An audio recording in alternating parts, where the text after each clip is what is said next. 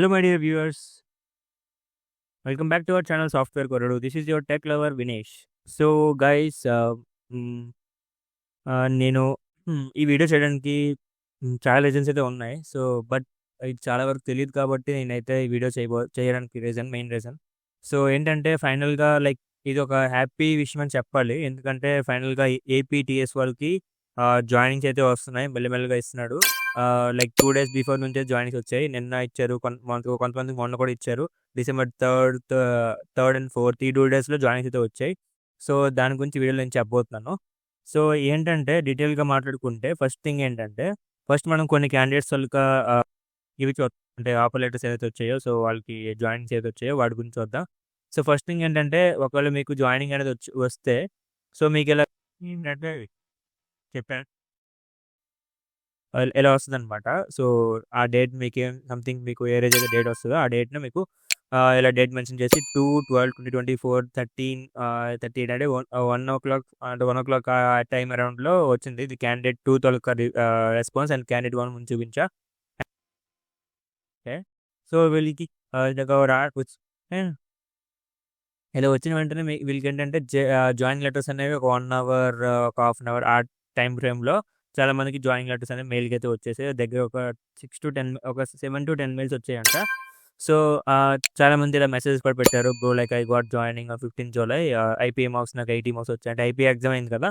So, దాన్ని 80 marks వచ్చాయంట. Location Hyderabad ఇచ్చారు. రోల్ డిజిటల్ అంట. సో, ఈ క్యాండిడేట్ వచ్చేసి లొకేషన్ హైదరాబాద్ ఇచ్చారు. అండ్ ఈ క్యాండిడేట్ కూడా ఏపీ నుంచి. ఈ క్యాండిడేట్ రోల్ అనమాట. నాకు హైదరాబాద్ లొకేషన్ వచ్చింది. 84 మార్క్స్ వచ్చాయి. ఎస్ఆర్‌యు అండ్ 2 జూలై సో, ఆ అబ్బాయి కేఎల్‌యు అనమాట. సో, కేఎల్‌యు కాలేజ్‌లో చదివాడు. సో, వాడికి సారీ ఆ క్యాండిడేట్‌కి హైదరాబాద్ లొకేషన్ ఇచ్చారు. 84 మార్క్స్ వచ్చాయంట ఐబీఏ.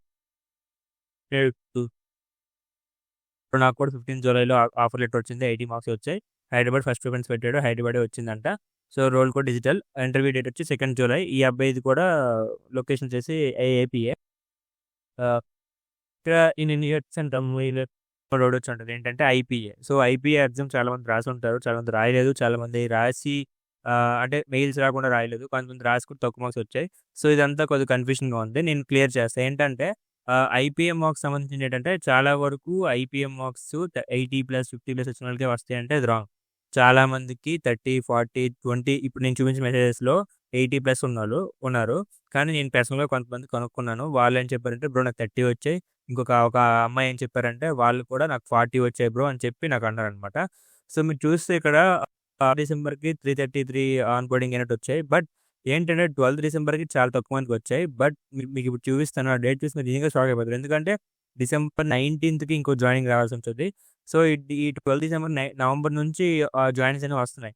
బట్ 19 డిసెంబర్ అంటే ఈ ఈ మంత్ లైక్ 12 తర్వాత 7 డేస్ తర్వాత 19థ్ వస్తుంది రైట్. సో, వాళ్ళకి 3 4 వచ్చింది జాయినింగ్. కానీ వాళ్ళకి మీరు చూస్తే ఇక్కడ చూడండి సీట్స్ పెరిగాయి 12కి. బట్ 19 చూసినప్పటికి 516 వచ్చాయి. అంటే 19 డేట్‌కి ఏపీటీఎస్ వాళ్ళకి చాలా వరకు జాయినింగ్స్ అనేవి వచ్చాయన్నమాట. ఇంకా అప్డేట్ అవుతూనే ఉన్నాయి. నిన్న కూడా వచ్చాయి కొంతమందికి. ఈరోజు 5థ్ అనుకుంటా రైట్. సో, ఈరోజు కొంతమందికి వచ్చాయి అనుకుంటా మరి నాకు తెలీదు. అండ్ నిన్నొచ్చాయి చాలా వరకు. మొన్న కూడా వచ్చాయి. వాళ్ళందరూ నాకు స్క్రీన్ షాట్స్ పెట్టి, మెసేజెస్ పెట్టి చేశారు. ఈవెన్ నేను కూడా చెక్ చేశాను. పోర్టల్‌లో అప్డేట్ అయితే అవ్వలేదు. సో, అవుతుంది. డెఫినిట్‌గా అవుతుంది. ఐపీఎం మార్క్స్ అయితే మ్యాండేటరీ ఏం కాదు. బట్ ఒకటి మీరు ఎక్స్‌ప్లోర్ స్కోర్ అంతా మీరు ఫినిష్ చేసేయండి. ఏంటంటే మీకు హ్యాండ్స్ ఆన్ ఉన్నాయి. జావా, యూనిక్స్, ఎస్‌క్యూఎల్ అండ్ ఇంకా యూఏఈ ఉంటది. సో, ఇవన్నీ హ్యాండ్స్ ఆన్ ఉంటాయి. ఇవన్నీ చేసేయండి. ఏసీఎండి కోర్సెస్ ఇవన్నీ ఫినిష్ చేసేయండి. మాక్సిమం మీకు కూడా ఒక ఫైన్ డే మీకు కూడా రావచ్చు.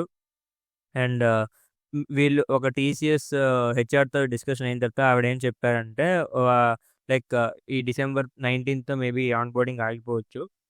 సో, ఈ ఈ నెక్స్ట్ వచ్చేసి లాస్ట్ వీక్ ఆఫ్ జాన్యువరి నుంచి ఇస్తా అని చెప్పారు. ఒక ఒక మెసేజ్ చేస్తే ఈవిడ 8 ఇయర్స్ ఎక్స్‌పీరియన్స్ ఉందనమాట. 6-8 అనుకుంటా మేబీ టీసీఎస్‌లో 8 ఇయర్స్ ఎక్స్‌పీరియన్స్. అండ్ ఇంకా క్లియర్‌గా అడిగితే వాళ్ళేం చెప్పారంటే జులై పీపుల్‌కి అంటే జులైలో ఆఫర్ లెటర్ వచ్చిన క్యాండిడేట్స్ అంటే మేలో ఎగ్జామ్ రాసి జులైలో వచ్చినోళ్ళకి ఫిబ్రవరిలో ఇస్తారని చెప్పారు. And prefer location Delhi, Bengaluru, Chennai పెట్టారంట. ఒక క్యాండిడేట్ అనమాట. నాకు ఒక స్క్రీన్‌షాట్ పెట్టారు.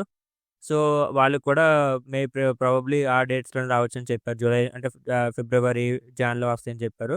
అండ్ మళ్ళీ క్లియర్‌గా ఇంకో క్యాండిడేట్ అడిగితే అక్కడేం చెప్పారంటే ఆన్‌బోర్డింగ్ మళ్ళీ జనవరి స్టార్ట్ అవుద్ది. ఎందుకంటే బిజినెస్ రిక్వైర్మెంట్ ప్రకారంగా ఈ ఇయర్ ఎండింగ్ అయిపోయింది కాబట్టి ప్రాజెక్ట్స్ ఏమి ఉండవు. సో, మోస్ట్ ప్రాబబ్లీ ఈ మంత్ ఎండింగ్ మరి రావు. So, we can expect JLs from next year January onwards. అంటే మనకి సంక్రాంతి లైక్ పండగతో ఆఫర్ వచ్చే ఛాన్స్ అయితే ఉంది. సో, అదో గుడ్ న్యూస్ అయితే అవ్వచ్చు. అండ్ నాకు చాలామంది అడిగిందేంటంటే, "బ్రో నాకు ఈ మధ్యన చాలా జాబ్ ఆఫర్స్ వచ్చాయి. సో, నేను చేయొచ్చా?" అని అడిగారు. సో, నేను వాటన్నిటిని నేను క్లియర్‌గా మీకు చూపిస్తాను. దాని యొక్క ఇష్యూ ఏంటి, దానివల్ల ఇబ్బందులేంటి చెప్తా. అండ్ ఇది నిన్నొచ్చిన క్యాండిడేట్ తాలూకా అప్డేట్ అనమాట. నిన్న 6:30కి ఈ క్యాండిడేట్‌కొచ్చింది ఐఎల్‌పీ షెడ్యూల్డ్ అని. ఐఎల్‌పీ షెడ్యూల్డ్ అని ఫస్ట్ మీకు పోర్టల్‌లో చెక్ చేసిన తర్వాత అంటే ఎవరికీ తెలీదు ఎప్పుడొస్తుందని. చెక్ చేసుకుంటుండండి. అంటే డైలీ అంటే మీ వర్కింగ్ డేస్ అప్పుడు చెక్ చేసుకుంటుండండి. అండ్ వస్తే మీరు కూడా అప్డేట్ ఒకేసారి వస్తది కాబట్టి చూడడానికి కూడా ఈజీగా ఉంటది. అండ్ ఇంకోటేంటంటే ఇప్పుడు టీసీఎస్ అంటే ఐఎల్‌పీ ఏదో ఉందో ఐఎల్‌పీ షెడ్యూల్ అంటే మీకు ట్రైనింగ్ షెడ్యూల్ అయిందని అర్థం. సో, అక్కడికి ఒక 1, 2 అవర్స్‌లో మీకైతే మెయిలొస్తది. మీకు జాయినింగ్ వచ్చినట్టు మెయిలొచ్చేస్తది. సో, దానికి డాక్యుమెంట్స్ గాని, నెక్స్ట్ ఒక మీటింగ్ ఉంటదని దాన్నేమంటారంటే ఇండక్షన్ మీటింగ్స్ అని చెప్పి మెయిల్సొస్తాయి. అవన్నీ కామన్. సో, ఇక్కడి వరకు ఈ అప్డేట్. బట్ మీకు చెప్పాలనుకున్న అప్డేట్ అంటే ఫస్ట్ థింగ్ మీకు జాబ్స్ గురించి చెప్పాలి కాబట్టి జాబ్స్ గురించి చెప్తా. సో, ఫర్ ప్రెజెంట్ చాలామంది ఏంటంటే ఆహ్, టీసీఎస్ ఆఫర్ లెటర్ వచ్చినప్పుడు కూడా చాలా మందికి జాబ్స్ వేరే వేరే వచ్చాయి. ఇన్‌ఫాక్ట్ నాకు కూడా చాలా వచ్చాయి. నేను కూడా చాలా వరకు రాంగ్ స్టెప్ అయితే తీసుకున్నా. బట్ మీరు కూడా జాగ్రత్తగా తీసుకోండి. అది కూడా కొన్ని కొన్ని పాయింట్స్ మీరు మైండ్‌లో పెట్టుకొని. సో, ఫస్ట్ జాబ్స్ విషయంకొచ్చేసరికి నేను చెప్పేదేంటంటే సో, 1 మినిట్. సో, మీరు కన్సిడర్ చేయాల్సిన పాయింట్స్ ఏంటంటే నోటీస్ పీరియడ్ కంపెనీస్‌కి. 1 మినిట్.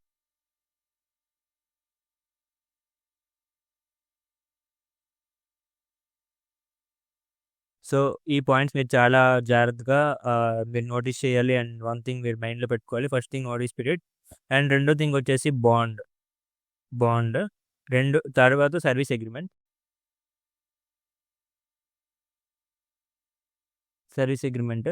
ఆ తర్వాత ఏమైనా మీకు లైక్ ఎలా ఉంటదంటే నోటీస్ పీరియడ్‌లో కూడా కొన్ని చేంజెస్ ఉంటాయి. అది కూడా చెప్తాం. సో, ఇది కాకుండా ఈ మాక్సిమం మేజర్ థింగ్స్ అయితే ఈ మూడే. Right. PF account problem. And releasing letter.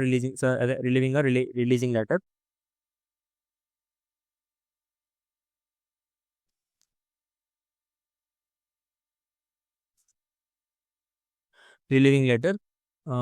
ఇంకా ఏం ప్రాబ్లమ్స్ ఉంటాయంటే హ్మ్. కొన్ని స్కామ్ కాల్స్ కూడా వస్తాయి. అది కూడా చెప్తా. స్కామ్ మోస్ట్ ప్రాబబ్లీ జాబ్ ఇచ్చేస్తాం, ఇంకా ఎక్కువ ప్యాకేజ్ ఇస్తాం అని కూడా చెప్తారు. ఈ గ్యాప్‌లో చాలా మందికి ఇలా కూడా వచ్చాయి. అండ్ ఇంకొక పాయింట్ ఏంటంటే హ్మ్. ఆ! ఆహ్, జాబ్స్‌కి మనీ ఇచ్చి పే చేయమని చెప్పేసి సంథింగ్ ఇలా మీ పేరెంట్స్ గాని, ఫ్యామిలీ పీపుల్ గాని ఈళ్ళు కొంచెం చెప్తుంటారు. అంటే ఏంటంటారు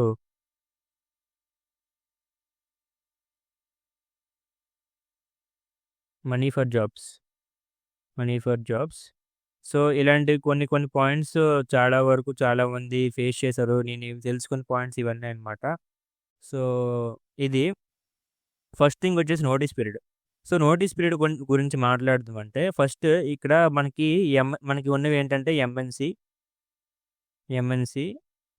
నెక్స్ట్ 1 మినిట్ నేను ఇక్కడ మీకు క్లియర్‌గా బాటమ్ రాస్తే మీకు అర్థమవుద్ది. ఫస్ట్ ఎంఎన్‌సి, ఆ తర్వాత మీడియం లెవెల్ కంపెనీస్ అంటారు. Medium level companies, medium growth, medium growth and startup right. So, ఈ ఈ వీళ్ళ ప్రక్రియ ఎలా ఉంటదంటే ఫస్ట్ ఎంఎన్‌సి అయితే బేసిక్‌గా నోటీస్ పీరియడ్ అనేది probably 1 month or 3 months right. ఈ ఈ ఈ నోటీస్ పీరియడ్ వాళ్ళు ఫిక్స్ చేస్తారు. మీడియం సైజ్ లెవెల్ కంపెనీస్ అంటే ఫర్ ఎగ్జాంపుల్ ఇప్పుడు ఎంఎన్‌సి అంటే మనకి తీసుకుంటే ఆహ్, మీకు కొన్ని చెప్తా. ఎంఎన్‌సి విషయంకొస్తే ఇప్పుడు మనకి విప్రో, మన టీసీఎస్ గాని, టెక్కమ్. సో, ఇవి ఎక్సెట్రా. రైట్. సో, మీడియం లెవెల్‌కొచ్చేసరికి కొన్ని కంపెనీస్ ఉంటాయి. నాకు తెలిసినవి కొన్ని చెప్తా. క్యూకే, ఆహ్, ఇంకా ఏంటుంటాయంటే సైయంట్. అంతే. నాకు తెలిసింది నేను రాస్తున్నాను. సైయంట్ ఇంకా ఈఏ, ఇంకా యెస్ టెక్నాలజీస్ సంథింగ్ ఇలా ర్యాండమ్‌గా ఏవో కొన్ని కంపెనీస్ ఉంటాయి. వీళ్ళు ఏంటంటే వీళ్ళు మీడియం సైజ్ కంపెనీస్ వాళ్ళు ఎలా ఫిక్స్ చేస్తారంటే మాక్సిమం వీళ్ళు ఎంఎన్‌సి తాలూకా పాలిసీస్ చూసి వాళ్ళ బట్టే వెళ్ళిపోతారని చెప్పను. బట్ వాళ్ళ పాలిసీస్ దగ్గరగా కొన్ని ఉంటాయి. వీళ్ళు కూడా మాక్సిమం 2 మంత్స్ నుంచి 3 మంత్స్ వరకు పెడతారు. 2 months, 3 months. More than 3 months కూడా ఉండొచ్చు. అండ్ స్టార్టప్ కంపెనీస్ ఏంటంటే వీళ్ళు ఇప్పుడే ప్రెజెంట్ స్టార్ట్ చేశారు కాబట్టి వీళ్ళు అంత ఈజీగా ఎంఎన్‌సి పాలిసీస్ గానీ, వాళ్ళ రెగ్యులేషన్స్ గానీ ఫాలో అవ్వరు. సో, వీళ్ళకి నచ్చినట్టు ర్యాండమ్‌గా ఒక ర్యాండమ్ నంబర్ చెప్తారు. వీళ్ళకి నచ్చినట్టు అంటే వీళ్ళు ఒక క్యాండిడేట్ ఎక్స్‌పీరియన్స్‌ని బట్టి, ఫ్రెషర్ బట్టి వీళ్ళు లైక్ నోటీస్ పీరియడ్ అనేది మారే ఛాన్స్ ఉంటది. It may be either 1 month or else 3 months. ఇంకా లేదంటే బాండ్ కట్టమంటారు. ఇలాంటివేవో ఉంటాయి. 3 మంత్స్ గానీ, లేదా 6 మంత్స్ గానీ ఇలా ఉంటాయి. సో, ఇక్కడ నోటీస్ పీరియడ్ వచ్చి ఏంటంటే, ఈ నోటీస్ పీరియడ్ టైంలో మనకి పెద్ద పెద్ద ఎంఎన్‌సి కంపెనీస్ నుంచి అయితే 1 మంత్, 2 మంత్స్ నోటీస్ పీరియడ్ అన్నప్పుడు మనం చేయొచ్చు. మనకిప్పుడు టీసీఎస్ ఉంది. ఆ టీసీఎస్‌లో ఉన్నప్పుడు నోటీస్ పీరియడ్ మనం చేయాలి. నోటీస్ పీరియడ్ చేయాలన్నప్పుడు 1 మంత్ చేస్తాం. ప్రాబబ్లీ 1 మంత్ చేస్తాం. 1 మంత్ తర్వాత 1 మంత్‌లో మనకి వాళ్ళు పేమెంట్ చేయొచ్చు, పేమెంట్ చేయకపోవచ్చు. 1 మంత్‌లో మనకి కొన్ని కంపెనీస్ ఏంటంటే బోత్ అంటే సాలరీకి కొన్ని కంపెనీస్ ఏస్తారు. కొంతమందికి no salary. No salary work కూడా ఉంటదనమాట. Okay. So, no salary work కూడా ఉంటది. సో, అయితే ఎంఎన్‌సి కంపెనీస్‌లో మాక్సిమం సాలరీ లేకుండా వర్క్ చేస్తారు. కొంతమందికి సాలరీ ఇచ్చి వర్క్ చేస్తారు. సో, మీడియం లెవెల్ స్టార్టప్ అయితే డెఫినెట్‌గా సాలరీ ఇస్తారు. సో, ఇక్కడ ఎంఎన్‌సి విషయానికొస్తే 1 మంత్ అని చెప్పాను కదా! ఈ 1 మంత్‌లో వీళ్ళు ఆల్రెడీ ఏంటంటే మనకి 1 మంత్ నోటీస్ పీరియడ్ చేయగా, ఆ తర్వాత మనకు రిలీవింగ్ లెటర్ అనేది ఇవ్వాలి. సో, ఈ నెక్స్ట్ బాండ్ పాయింట్‌కొద్దాం. ఓకే. సో, అన్నీ డిస్కస్ చేసాక మీకు క్లియర్‌గా అర్థమవుతది. సో, బాండ్ వచ్చేసి కొన్ని కంపెనీస్ అనమాట జాయిన్ అయినప్పుడే ఒక 50,000 కట్టమని, లేదంటే దీన్ని కొద్దిగా కలర్ మారుద్దాం బావుంటది. ఓకే. 50,000 కట్టమంటారు. కొంతమంది 75,000 కట్టమంటారు. ఇంకా కొంతమంది 1,00,000 కట్టమంటారు. ఓకే. అది డిపెండ్ అపాన్ ద కంపెనీ. అది మీడియం అవ్వచ్చు, స్టార్టప్ అవ్వచ్చు, ఏదైనా అవ్వచ్చు. సో, ఈ బాండ్‌ని పాయింట్‌గా పెట్టేసి వాళ్ళు ఏంటంటే కొన్ని కంపెనీస్ అయితే ఎంఎన్‌సీస్ నేను చూసా 2,00,000 ఉంటది. కొన్ని కంపెనీస్ అయితే 1.5 కట్టమంటారు. ఓకే. కొన్ని కంపెనీస్ 1.5 కట్టమంటారు. సో, ఎక్సెట్రా ఎన్నో ఉంటాయి. సో, ఈ బాండ్ విషయంకొచ్చేసరికి ఏంటంటే ఫస్ట్ థింగ్ 1,00,000, 2,00,000 కొన్ని కంపెనీస్ ఎటుంటాయంటే వాళ్ళు నోటీస్ పీరియడ్ సర్వ్ చేస్తే కొంత కట్టమంటారు. లేదంటే మొత్తం కట్టియమంటారు. లేదంటే నోటీస్ పీరియడ్ సర్వ్ చేసినా సరే కట్టమంటారు. చాలా ఉంటాయి. So, service agreement. సర్వీస్ అగ్రీమెంట్‌కేంటంటే సర్వీస్ అగ్రీమెంట్ ఏంటంటే లైక్ మాతో మీరు 1 ఇయర్ మా కంపెనీలో చేయాలి. లేదంటే 2 ఇయర్స్ చేయాలి. ఇలా చెప్తారు. PF account. దీంతో చాలా ప్రాబ్లమ్ ఉంటది. ఏంటంటే వన్స్ మీకు పీఎఫ్ అకౌంట్ అనేదంటే ఒక బ్యాంక్ అకౌంట్ వాళ్ళు యూనివర్సల్ అంటే ఒక యూఏఎన్ నంబర్ అనేది ఉంటది మీకు. యూఏఎన్ నంబర్ దాన్ని యూనివర్సల్ అకౌంట్ నంబర్ అంటారు. Universal universal account number. So, ఈ నంబర్ అనేది అన్ని కంపెనీస్‌కి ఒకటే ఉంటదనమాట. సో, వన్స్ ఒక కంపెనీ యాక్టివేట్ అయిందంటే అదే కంపెనీ ఆ నంబర్ అన్నిటికి ఉంటది. సో, ఈ యొక్క పీఎఫ్ అకౌంట్‌తో వచ్చిన డేంజర్ అనమాట. ఇది ఉంటే కొద్దిగా రిస్క్ ఉంటది. అది దీని నుంచి బయటపడడం కష్టం. ఇన్‌ఫాక్ట్ కొంతమంది అనుకుంటారు డాక్యుమెంట్స్ లేకపోయినా సర్టిఫికేట్స్ మేము ఇవ్వలే కదా! సో, బయటకొచ్చేయొచ్చు. ఇలా అనుకుంటారు. కానీ ఈ కంపెనీస్ వాళ్ళు పీఎఫ్ అకౌంట్ అనేది క్రియేట్ చేసి ఇస్తే సో, మీరు ఆ కంపెనీకి లాక్ అయినట్టనమాట. సో, మీరు మానేయాలంటే వాళ్ళు ఫుల్ పర్మిషన్స్ కావాలి. వాళ్ళు రిజిగ్నేషన్ లెటర్ మీకు సైన్ చేయాలి. అండ్ అన్నీ ఒప్పుకోవాలి. ఒప్పుకున్న తర్వాత అప్పుడు మీకు పీఎఫ్ అకౌంట్ అనేది మీరు క్లోజ్ చేసుకోవడానికి వాళ్ళు ఛాన్స్ ఇస్తారు. రిలీవింగ్ లెటర్ వస్తుంది. అన్నీ అవుతాయి. ఈ రిలీవింగ్ లెటర్ ఏంటంటే మీరు మానేసినట్టుగా వాళ్ళు కంపెనీ నుంచి మీకు ఒక లెటర్ లాగా ఇస్తారనమాట. ఆ లెటర్‌ని తీసుకొచ్చి మీరు ఇంకో కంపెనీకి సబ్మిట్ చేయాలి. అండ్ అప్పుడు మీరు మీ పీఎఫ్ అకౌంట్‌ని క్లోజ్ చేసుకొని ఆ కంపెనీలో మళ్ళీ ఓపెన్ చేసుకోవచ్చు. అప్పుడు ఈ పీఎఫ్ అకౌంట్ వల్ల ఏమవుద్దంటే యూనివర్సల్ కాబట్టి మీరు ఒక కంపెనీలో యాక్టివ్‌లో ఉంటే సో, వేరే కంపెనీకెళ్ళినప్పుడు అది ఆల్రెడీ ఒక కంపెనీతో వర్క్ చేస్తామని చూపిస్తదనమాట. సో, అప్పుడు మీరు పీఎఫ్ అకౌంట్ అక్కడ వేరే కంపెనీకి మీకు జనరేట్ అవ్వదు.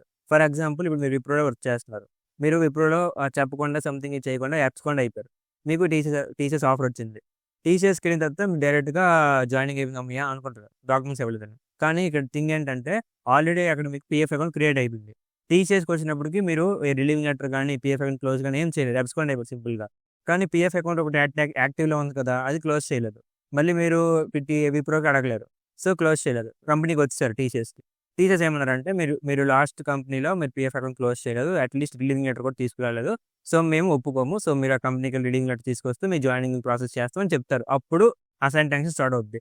సో, ఈ 2 పాయింట్స్ చాలా ఇంపార్టెంట్. సో, మీరు ఎవ్వరూ నెగ్లెక్ట్ చేయొద్దు. ఏదైనా కంపెనీలో వర్క్ చేస్తే మాత్రం ఇవి మాత్రం చాలా ఇంపార్టెంట్. సో, రిలీవింగ్ లెటర్‌ని తీసుకొనొస్తే మీరు కంపెనీ నుంచి మీరు వచ్చేసారని చెప్పేసి పీఎఫ్ అకౌంట్ మీరు ట్రాన్స్‌ఫర్ చేసే అవకాశం ఉంటది. కొన్ని కంపెనీస్ అలా ట్రాన్స్‌ఫర్ చేయవు. క్లోజ్ చేస్తారు డైరెక్ట్‌గా. సో, ఇది స్కామ్ ఏంటంటే కొన్ని కంపెనీస్ అనమాట మనకి జాబ్స్ ఇస్తామని చెప్పి రకరకాల మెసేజెస్ పెట్టి డమ్మీ దాన్నేమంటారు ఆఫర్ లెటర్స్ పెట్టి మిమ్మల్ని ఆ బాండ్, ఈ బాండ్ అని చెప్పి మిమ్మల్ని ఒక ట్రాప్‌లో ఇచ్చేస్తారనమాట. ఆ ట్రాప్‌కి చాలామంది అది నాకు నిజంగా వచ్చేసిందేమో అని చెప్పి భ్రమపడి జాయిన్ అయిపోతారు. డబ్బులు చాలా కోల్పోతారు. కెరీర్ కూడా ఇదవుద్దనమాట. చాలా ఇష్యూస్ అవుతాయి. లీగల్ ఇష్యూస్ కూడా అవుతాయి. And money. కొంతమంది పేరెంట్స్ కూడా ఇప్పుడేంటంటే మా అబ్బాయికి జాబ్ రాలేదు, మా అమ్మాయికి జాబ్ రాలేదని చెప్పి చాలా వాళ్ళకి ప్రెషర్‌ని వాళ్ళ మీద చూపించి వాళ్ళ మీద ఆ ప్రెషర్‌ని కొద్దిగా ఒక అంటే దాన్నొక టైప్ ఆఫ్ ఒక అంటే దాన్నేమంటారు? ఎత్తి చూపడం. తప్పుని ఎత్తి చూపడం అంటారు కదా! సో, అలాగా మనకేం రాలేదు, మనకేం లేదని ఎత్తి చూపిస్తూ, సో, వాళ్ళు ఇండైరెక్ట్‌గా మనకి మనీకి మేము జాబ్ కొంటాం. మీరు చేస్తారని చెప్పి ఎవరో మన నైబర్సో ఎవరో తెలియని పర్సన్స్ అడిగితే వాళ్ళ మాటలు వినేసి కట్టేస్తాం, చేసేస్తాం, ఏదో కష్టపడి చేసేస్తాం అని అనుకుంటారు. ఇంతవరకు మనీ కట్టి చదువుకున్నందుకు మనీ కట్టి జాబ్‌కి కూడా మనీ కట్టాలంటే అది చాలా వరస్ట్ థింగ్ అనమాట. మన మన స్కిల్, మన టాలెంట్ అంతా ఎక్కడికెళ్ళిపోద్ది. సో, అదంతా నేనక్కడిది అన్నెసెసరీ. సో, మనీకి ఇచ్చి మాత్రం జాబ్స్ అయితే ఎవరు కొనొద్దు. ఎందుకంటే చాలా కంపెనీస్‌కి ఎంఎన్‌సీ కంపెనీస్‌కి కూడా 3,00,000, 4,00,000 కట్టేసి మనీ ఇచ్చేసి జాబ్ తీసుకుంటారు. అదంతా నాకు తెలిసి అన్నెసెసరీ. అది చెప్పాలంటే దాన్ని బ్యాక్ డోర్ యాక్టివిటీస్ అని కూడా అంటారు. అది రిస్క్ అని చెప్పను. బట్ అది మంచిది కాదు. ఎందుకంటే చాలా వరకు మనం కష్టపడి ఇంతవరకు చదివొచ్చి ఇప్పుడు అంత మంచి సీజీపీఏ అన్నీ ఉంచుకొని మనీ కట్టి వేరే మనీ కట్టి జాబ్‌కెళ్తే ఎందుకు? ఒక 3,00,000 కట్టమంటారు. మీకు 5,00,000 ఇస్తారు. ఇప్పుడు మనీ కట్టి ఎలాగుంటాయంటే 3 ఎల్‌పీఏ కట్టమని చెప్పేసి మీకు జాబ్ ఎంత ఇస్తారంటే జస్ట్ ఒక 4 ఎల్‌పీఏ అంతే. ఒక 4 ఎల్‌పీఏ జాబ్ ఇస్తామంటారు. సారీ, ఈ కలర్ బాలేదు. ఇంకో కలర్ మారుస్తా. 1 మినిట్. రైట్. సో, 4 ఎల్‌పీఏ ఇస్తారు. లేదనుకుంటే 2.5 ఎల్‌పీఏ కట్టమంటారు. 2.5, 2.4 కట్టమంటారు. కొన్ని కంపెనీస్ అయితే డైరెక్ట్‌గా 7 ఎల్‌పీఏ ఇచ్చేస్తామంటారు. సో, అంటే అది ఇస్తారు. ఇవ్వనని నేను చెప్పను. కానీ ఏంటంటే అక్కడికెళ్ళాక ఏమైనా ఇష్యూస్ అయితే మళ్ళీ ఫేస్ చేయాల్సింది మీరే.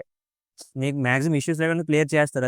అది నా వరకు నేనైతే గ్యారంటీ ఇస్తా. ఎందుకంటే ప్రాసెస్ చేసినప్పుడు అంత దగ్గరుండి చేస్తారు మనకు తెలిసిన వాళ్ళైతే. బట్ ఎందుకు వద్దు.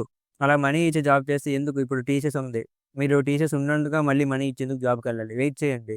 లేదెందుకంటే మీరు టీసీఎస్ చేయను అనుకుంటే వేరే కంపెనీకి అప్లై చేయండి. సో, ఇప్పుడు నేను ఈ మొత్తం ఓవరాల్ చెప్పాలి కాబట్టి నేనేమంటానంటే మీకు ఇంకొక దేనితో చూపిస్తా. 1 మినిట్. సో, ఇప్పుడు ఆహ్, సారీ. సో, ఫస్ట్ ఇక్కడ మనకి నోటీస్ పీరియడ్ అని చెప్పాను కదా! ఈ నోటీస్ పీరియడ్‌తో ఏంటంటే ప్రాబ్లమ్ వచ్చేసి కొన్ని కంపెనీస్ నోటీస్ పీరియడ్‌తో పాటు ఇప్పుడు నోటీస్ పీరియడ్‌తో పాటు పీఎఫ్ అకౌంట్ కూడా ఉంటదనమాట. కొంతమంది నోటీస్ పీరియడ్ ఉన్నా పీఎఫ్ అకౌంట్ ఉండదు. దాంట్లో నార్మల్ మీ బ్యాంక్ అకౌంట్ ఎగ్జిస్టింగ్ బ్యాంక్ అకౌంట్‌కి వేసేస్తారు. సో, ఈ నోటీస్ పీరియడ్ పీఎఫ్ అకౌంట్‌తో వచ్చిన చిక్ ఏంటంటే ఫస్ట్ థింగ్ నోటీస్ పీరియడ్ ఒక కంపెనీ 3 మంత్స్ పెట్టారనుకోండి. 3 మంత్స్. సో, 3 మంత్స్‌కి పీఎఫ్ అకౌంట్ క్రియేట్ అయిపోద్ది కాబట్టి కొంతమంది ఏంటంటారు మాకు 1,00,000 కట్టండి మీరు నోటీస్ పీరియడ్ చేయకుండా వెళ్ళిపోవచ్చు అని అంటారు. ఒక 1,00,000 కట్టమంటారు. కొంతమంది 3 మంత్స్ నోటీస్ పీరియడ్ పెట్టి అసలు జీరో, జీరో రూపీస్ కూడా తీసుకోరనమాట మీ దగ్గర. అసలు ఏం తీసుకోరు. కానీ నోటీస్ పీరియడ్ సర్వ్ చేయమని. నోటీస్ పీరియడ్ సర్వ్ చేయకుండా వెళ్తే ఏంటి తెలుసా ఇష్యూ మీకు లైక్ నాట్ రిసీవింగ్ ఆఫ్ అదే sorry relieving letter. Relieving letter. So, relieving letter రానప్పుడు మీరు ఇంకొక ఎంఎన్‌సీ కంపెనీకి వెళ్తే అక్కడ మీకు ఇష్యూ అవుతుంది. There will be an issue with PF account. ఎందుకంటే మీకు చెప్పాను. ఎంఎన్‌సీ కంపెనీస్‌కైతే maybe a chance of transferring your account like PF account మీకు ట్రాన్స్‌ఫర్ చేయొచ్చు. ఎందుకంటే ఏమైనా ఇష్యూస్ ఉన్నాయని చెప్తే చేయడానికి ఛాన్స్ ఉంటది. బట్ నోటీస్ పీరియడ్ ఉన్నప్పుడు మాత్రం మీరు పీఎఫ్ అకౌంట్ క్లియర్ చేసుకోవాలి. ఎందుకంటే ఫర్ ఎగ్జాంపుల్ ఇప్పుడు ఒక కంపెనీ ఉంది. ఒక కంపెనీలో మీకు జాబ్ వచ్చింది. ఆ జాబ్ చేస్తున్నప్పుడు మీకు వేరే కంపెనీ వచ్చింది లేదా సంథింగ్ ఏదో ఇష్యూస్ వచ్చాయి.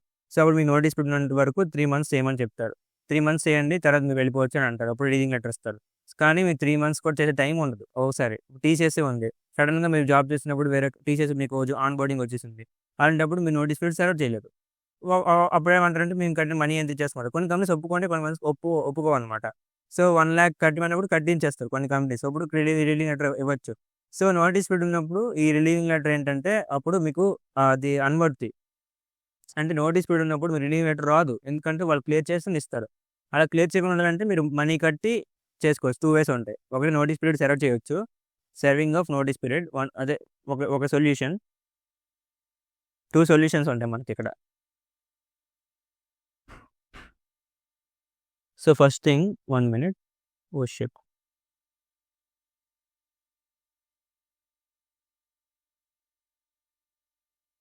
సో 2 సొల్యూషన్స్ ఏంటంటే ఏంటిది? బ్యాక్ టు డాక్లో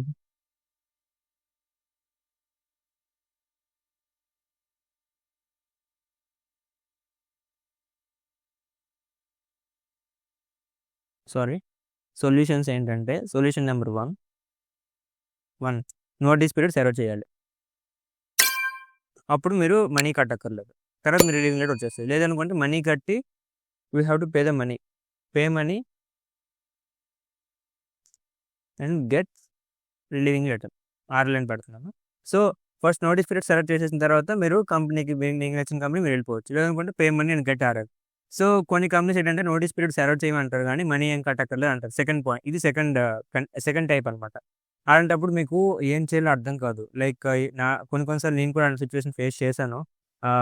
లైక్ అంటే నేను ఎందుకు అలా చెప్తున్నానంటే కొన్ని కంపెనీస్ అనమాట జెన్యూన్గా మనకి జాబ్ చేస్తారు. అలాంటప్పుడు మన నోటీస్ పీరియడ్ వాళ్ళకి సర్వ్ చేయాలంటారు. మనీ కట్టక్కర్లేదు అంటారు. అలాంటప్పుడు మనం మనీ కట్టేస్తామని ఒప్పుకోరు. బట్ నేను 3 మంత్స్ అయితే 3 మంత్స్ 2 మంత్స్ మన నోటీస్ పీరియడ్ సర్వ్ చేయాలి. బట్ అదే టైంలో మనకు కంపెనీ వస్తే జాయినింగ్ అనేది ఇస్తే టీసీఎస్ ఇస్తే అప్పుడు మనం వెళ్ళలేం. ఎందుకంటే టీసీఎస్ 15 డేస్ మాత్రమే ఉంటుంది. 15 డేస్లో మనం ఫార్మాలిటీస్ అని ఫినిష్ చేసి మనం కంపెనీకి అయితే వెళ్ళాలి. కొన్నిసార్లు టీసీఎస్ ఏంటంటారంటే మేము 15 డేస్ కన్నా ఎక్స్టెండ్ చేయమంటారు. అలాంటప్పుడు మనకి ఇబ్బంది అవుతుంది. మనకు తెలిసిన వాళ్ళు ఉంటే ఏమైనా ఛాన్స్ అనొచ్చు కానీ అలాగైతే ఛాన్స్ లేదు. 15 డేస్లో మీరు క్లియర్ చేయాలి అంటారు. 15 డేస్లో క్లియర్ చేయకపోతే మరి మన కంపెనీ ఆశలు తీసుకోవాల్సిందే. అప్పుడు ఈ కంపెనీతో మనం ఫస్ట్ ఈ కంపెనీ మనం జాయిన్ అయ్యాం కదా అది మనం చూసుకోవాల్సిందే ఇంకా. సో అదనమాట. నోటీస్ పీరియడ్ ఉన్నప్పుడు నోటీస్ పీరియడ్ సర్వ్ చేసి రిలీవింగ్ లెటర్ తెచ్చుకోవాలి. అది ఫస్ట్ థింగ్. లేదనుకుంటే మనీ కట్టేసి రిలీవింగ్ లెటర్ తెచ్చుకోవాలి వెంటనే. అప్పుడు మనకు అవుతుంది. సో ఈ 2 మీరు చేయలేరు అన్నప్పుడు మీరు అప్పుడే క్విట్ చేసి లేకపోతే ఏదో ఇష్యూ చెప్పి మీరు అక్కడ నుంచి లెఫ్ట్ అవ్వాల్సి ఉంటుంది. సో అదనమాట. సో మీరు ఈ ఈ ఈ పాయింట్స్ విషయాల్లో మీరు చాలా జాగ్రత్తగా ఉండాలి. బాండ్ అన్నప్పుడు, సర్వీస్ అగ్రీమెంట్ అన్నప్పుడు, పీఎఫ్ అకౌంట్ క్రియేట్ అయిందంటే మీకు ఒకటి 2 మంత్స్ వరకు మేము మళ్ళీ చెప్తున్నా. If PF account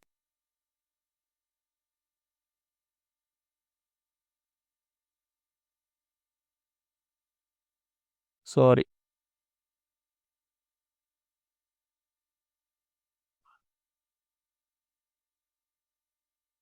PF account create అయితే సో అది 2 మంత్స్ వరకు డీయాక్టివేట్ అవ్వదనమాట. సో జనరల్గా వెంటనే ట్రాన్స్ఫర్ అయిపోతే ఓకే మీరు క్లియర్ చేసుకోండి. ప్రాబ్లమ్స్ క్లియర్ అయిపోయినప్పుడు మీరు డైరెక్ట్గా కంపెనీకి వెళ్ళి అక్కడ ఓపెన్ చేసుకుంటే నో ప్రాబ్లం. కొన్ని కంపెనీస్ అలౌ చేయాలి అలాగా మీడియం లెవెల్ కానీ స్టార్ట్అప్ కానీ అలౌ చేయవు. అప్పుడు పీఎఫ్ అకౌంట్ మీరు క్లోజ్ చేయించి అప్పుడు జాయిన్ అవ్వాలి. అలా క్లోజ్ అవ్వనప్పుడు పీఎఫ్ అకౌంట్ 2 మంత్స్ ఉంటుంది. మీరు ఒక 1 మంత్ శాలరీ తీసుకున్నా ఒక 1 మంత్ శాలరీ తీసుకున్నారు అనుకోండి. 1 మంత్ శాలరీ తీసుకుంటే అప్పుడు మీరు పీఎఫ్ అకౌంట్ అనేది క్లోజ్ చేయడానికి అవ్వదు. 2 మంత్స్ పడుతుంది క్లోజ్ చేయడానికి. 1 మంత్ శాలరీ కానీ తీసుకున్నారంటే మినిమం అది. సో పీఎఫ్ అకౌంట్ క్లోజ్ చేసి అప్పుడు వెళ్ళాలి. సో అది చాలా జరగని విషయం. సో ఏదైనా కంపెనీస్ వచ్చే ముందు మీరు కంపెనీస్ వెళ్ళిపోతుంది ఫిక్స్ అయిపోతుంది కంపెనీస్ అప్లై చేయండి. ఇలా టైం వేస్ట్ చేయొద్దు.